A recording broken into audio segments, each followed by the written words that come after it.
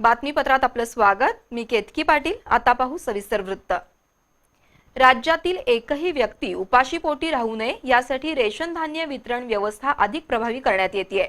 सर्वसामान्य, गरीब, गरजू घटक, महिला, अनाथ यांना रेशनचं धान्य मिळतंय। यापुढे वसतिगृहातील मुलं आणि वृद्धाश्रमांसाठी सुद्धा स्वस्त दरात धान्य देण्यात येईल।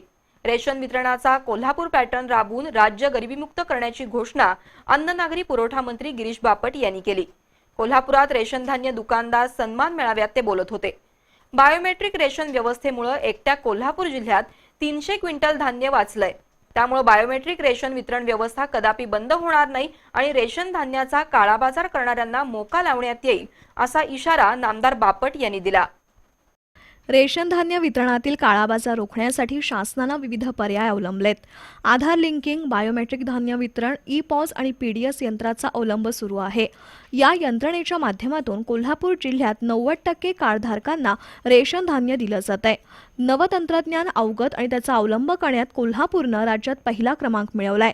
या निमित्त all India fair price shop dealers federation, अखिल महाराष्ट्र रास्तभाव धान्य दुकानदार महासंघ आणि जिल्हा रास्तभाव दुकानदार संघटनेच्या वतीनं कोल्हापुरात आज राज्यस्तरीय सन्मान मेळावा आयोजित केला होता। राज्याचे अन्न नागरी पुरवठा मंत्री गिरीश बापट यांनी या मेळाव्याला संबोधित केलं। बायोमेट्रिक धान्य वितरण प्रणालीमुळे राज्यात 3400 मेट्रिक टन तर कोल्हापुरात 300 टन धान्य वाचलंय। त्याशिवाय ई-पॉज आणि पीडीएस प्रणालीमुळे रेशन धान्याचा काळा बाजार रोखण्यात यश आलंय। त्यामुळे बायोमेट्रिक धान्य वितरण प्रणाली कदापि बंद होणार नाही असं नामदार बापट यांनी ठणकावलं।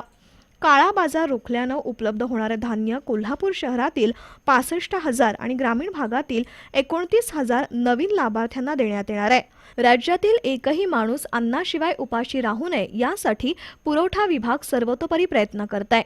गरीब, गरजू, महिला, अनाथ यांच्यासह सर्वसामान्यांना रेशनचं धान्य पुरवण्यात येत आहे।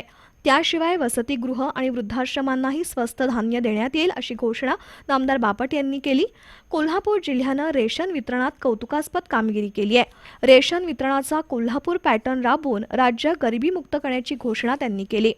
रेशन धान्य वितरणात गैरप्रकार आणि काळाबाजार करणाऱ्यांवर मोकानुसार कारवाई करण्यात येईल असा इशारा नामदार बापट यांनी दिला।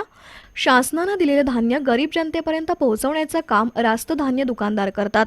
त्यामुळे त्यांच्या मागण्याविषयी सरकार सकारात्मक असून टप्प्याटप्प्याने मागण्या मंजूर करू असं आश्वासन नामदार बापट यांनी दिलं।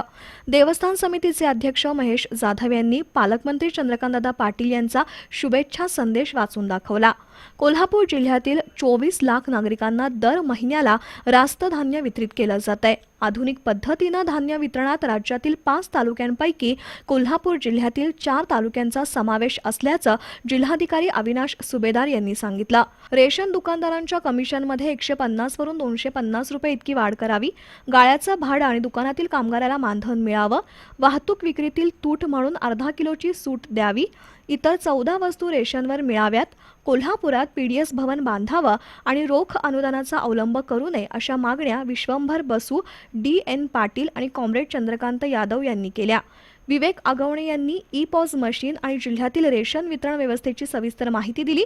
उत्कृष्ट कामगिरी करणाऱ्या रेशन दुकानदार आणि अधिकाऱ्यांचा मंत्री महोदयांच्या हस्ते सत्कार करण्यात आला।